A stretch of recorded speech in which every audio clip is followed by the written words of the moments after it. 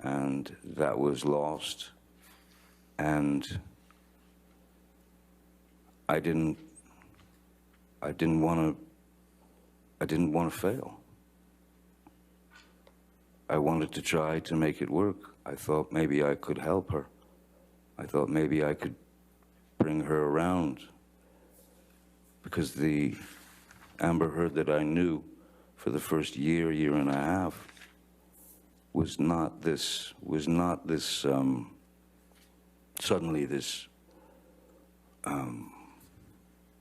opponent. It wasn't my girl. It was she had become my opponent, and everything that I did just didn't fit her. It wasn't. She didn't accept it. So I stayed because, of course, I didn't want to fail. I didn't want to hurt anyone, especially Miss Heard. I didn't want to break her heart. I remember very well that when my father left and my mother, Betty Sue, had that first attempt at suicide that I woke up to, and that visual in my head, and that was a direct result of my father's leaving. Ms. Heard had spoken of suicide on a couple of occasions, so that also becomes a factor. That's also something that always lives in the back of your brain, and that you fear. Because when I would leave sometimes, many times when I would try to leave, she would, stop me at the elevator with the security guards crying, screaming, I can't live without you, I'm gonna die. But you had to get out. There were even a couple of times when I did escape and I got to my house, arrived at my house in Sweetser, and then 5 minutes later she would arrive in the I don't know what car she was driving at the time, but she would arrive in her nightgown screaming in the parking lot in front of my house, screaming to high heavens. It'd be 4 in the morning, 3 in the morning. It was ludicrous. It was out of control. It was uncontrollable. Did there come a time when you and Miss Heard started recording your arguments? Yes. In fact, I was the first person of the two of us to record conversations. And it was for this reason.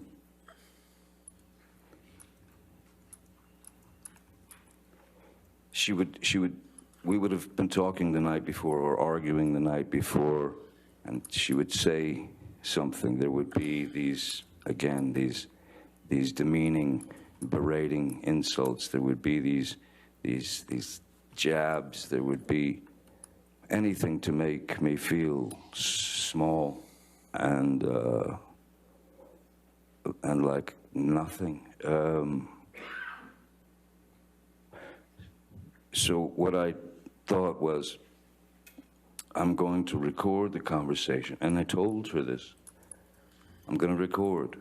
I'm going to get my phone and I'm going to record our conversation, because I want you to hear what you've said to me tomorrow.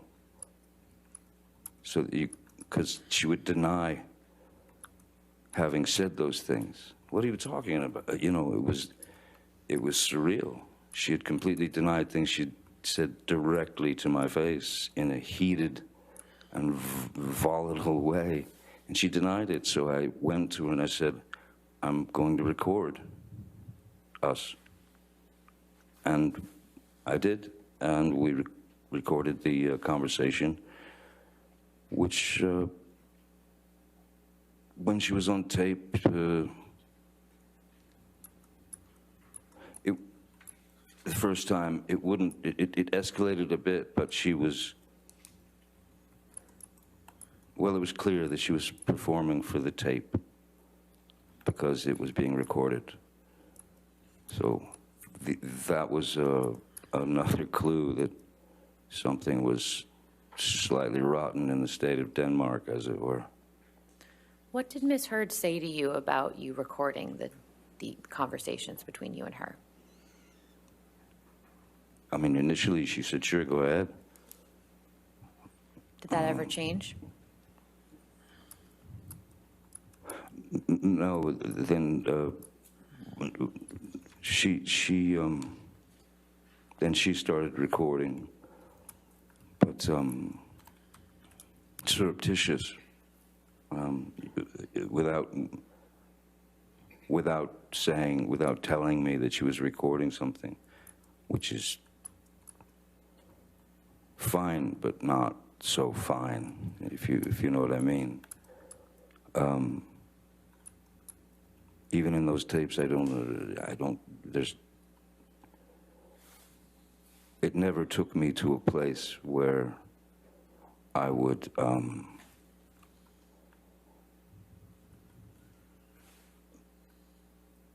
go switch into some other entity, which is, as she has used the term, monster. Never switched to violence. Violence is unnecessary.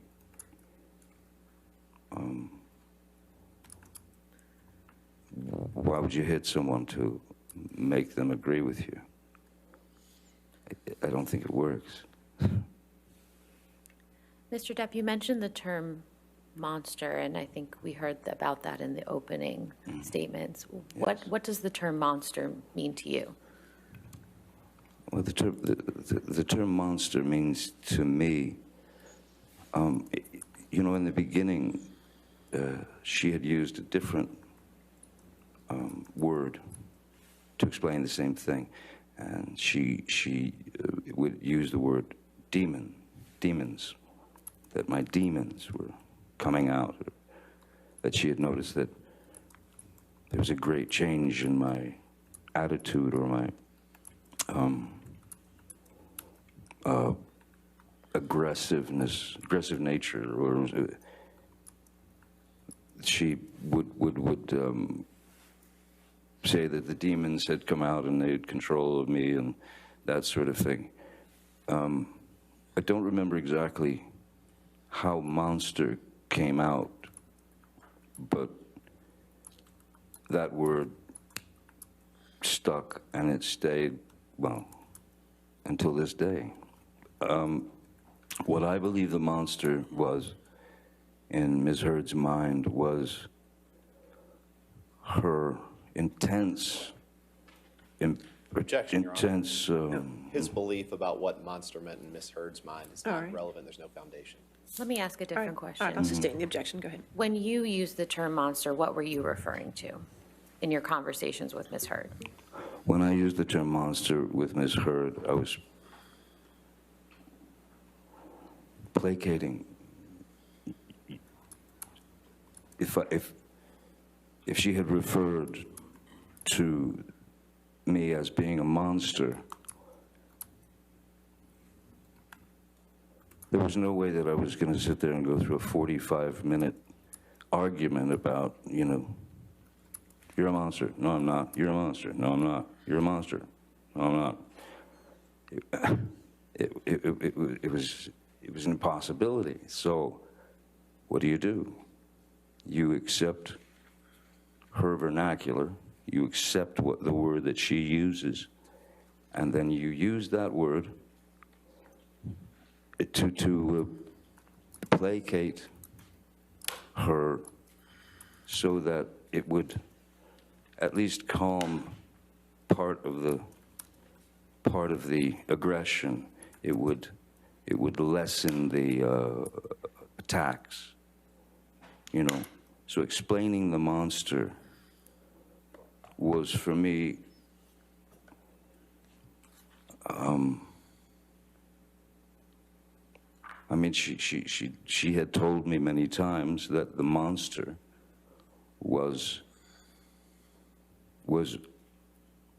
only me when I was using drugs and alcohol. But even when I was stone cold sober off of alcohol and substances aside from my meds, the term the monster was still there. When she accused me of being high on cocaine or you know, drinking like a, you know, some sort of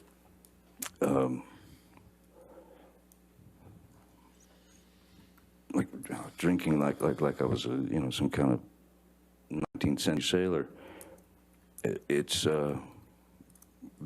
that was the word she clung to describe, but it was in her mind, not mine. How did your relationship with Miss Heard affect your substance use?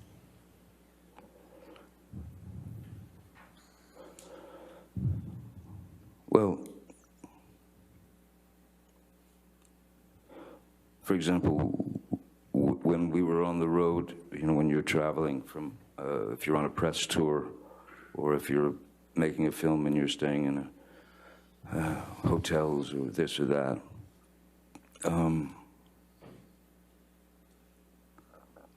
I would always have to get a different, or we would always have to book an extra room that I was able to escape to, so I didn't have to lock myself in another bathroom.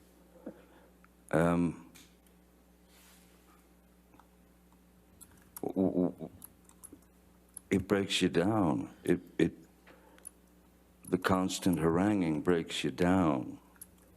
And, you know, there's a part of you that says, listen, if I'm going to be accused of this,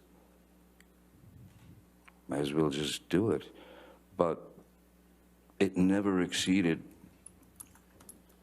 it never, my substance abuse or use, the alcohol that I used or drank was, again, purely, it's that little boy who didn't want to hear or didn't want to feel the pain of his mother turning him into some kind of ball of insecurity and pain. So, yes, I was more inspired by Miss Heard to reach out for a numbing agent because of the constant clashes, because of I mean, maybe a few days here and there, but there wasn't a day that you'd wake up and you'd expect something was going to hit the fan, and pretty much like clockwork it did. So yes, I had to have something to distance me and distance my heart from those verbal attacks. I had to have something to be able to maintain me, and I'm afraid for a while, because of placation, because I didn't want to rock the boat, as it were. again, you pick your battles. So placation seemed the best route if I was unable to escape her clutches. How, if at all, did Ms. Heard try to support you in abstaining from the drugs and alcohol as she requested? Well, I mean, verbally, and she had been quite clear verbally and pretty bullish and brutish about wanting me to, telling me that I needed to stop drinking. But drinking was basically drinking wine with her, and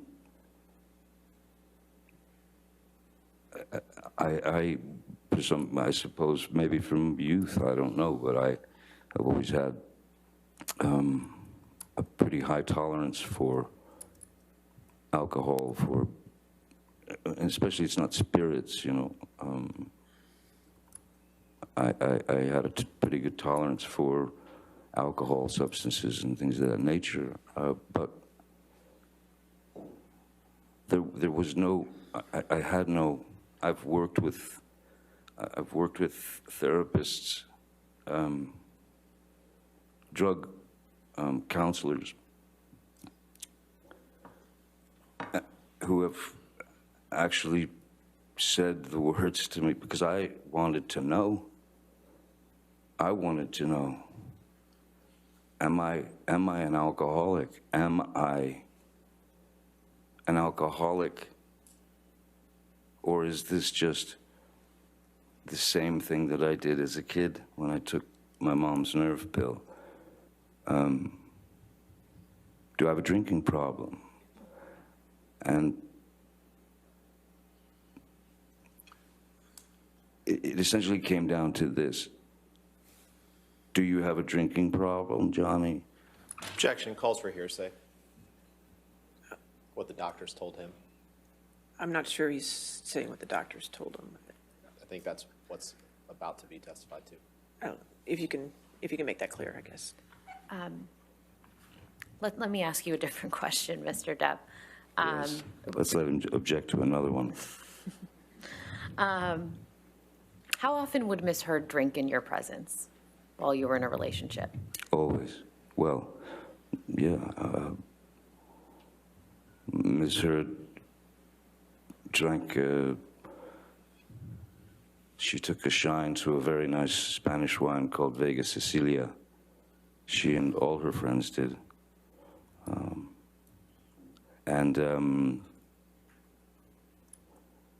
Yeah, the wine would come out, and Ms. Heard could very easily drink 2 bottles of wine per night. Well, not a problem. What I found strange was when I did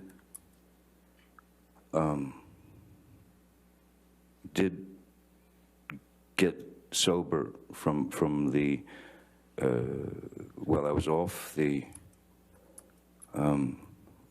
opiates that I had been addicted to prior to a year or so before, or a couple of years before. She asked me if I would stop drinking to save the relationship, of course. And I stopped drinking. And I always found it odd that in support of me not drinking, that she might stop drinking. But she did not. She continued. And I didn't make a big deal about it. In fact, I would open her wine, I would pour her a glass, and that went on for many, many months, you know, in my sobriety. Like I said, I think I was sober for around 18 months. Then there was a time when I was asked to, and I'd been off of alcohol, I'd been off of drugs, everything, except for the medication that I'm prescribed. I had to go to London to give a Lifetime Achievement Award to a dear old friend who was an elderly man, great actor called, his name's Christopher Lee, and he was a dear friend. And I was surprised, he was being surprised by my showing up on stage. I'd just flown in from the States, and he was surprised by me arriving to give him this award. And Christopher came up and accepted the award. We walked, they brought us backstage to this beautiful library where I was with Christopher and his wife, and a waiter came up and had 3 glasses of champagne. And Christopher handed one to his wife, he handed one to me, and then he had the other. And there was a photographer there. And the glass came up to toast. And I just, in my head, I thought, it's just champagne, you know, a little bit tink to toast Christopher and his Lifetime Achievement Award. And so I'd had half a glass of champagne with Christopher Lee and his wife. After that, immediately after that award ceremony, I went to pick up Maserd and take her to dinner at a restaurant. And I told her that I'd had a half a glass of champagne with Christopher. And I thought, listen, it's not like, you know, you're sitting in a pub guzzling pints of snake bites or Guinness or doing shots of Jägermeister, or it wasn't even, at that point, it wasn't even for need to bury feelings or emotions. It was literally a joyous occasion for Christopher, and I said to her, I enjoyed it, you know. It gave me the opportunity to enjoy the actual champagne, the drink, and my appreciation for wine and winemaking, and that I've been fascinated with for years and years. And I saw nothing wrong in it, and I said I'd like to have a glass of champagne. As she was sitting there with a glass of wine, and we were in the restaurant, and she absolutely lost it and got up and stormed to the ladies' room. And I told my security and driver, I said, I think we have to go. I think we're gonna have to leave. So we left the restaurant and went home. And the mere suggestion of me sipping a glass of champagne or having 1 glass or 2 glasses of wine, she went apoplectic. It was, I was weak. I was a complete mess. I was an alcoholic. I was, you know, I was gonna ruin everything. Your kids are not proud of you. They can't stand what you're doing to yourself. So at that point I said to her, okay, listen, how about this? You want to support me not drinking? I've never asked you this before. How about you stop drinking? How about you get sobriety and share this sobriety with me to support me and help me through this? What did she say to that? No. No. She said no. She said she didn't have a problem.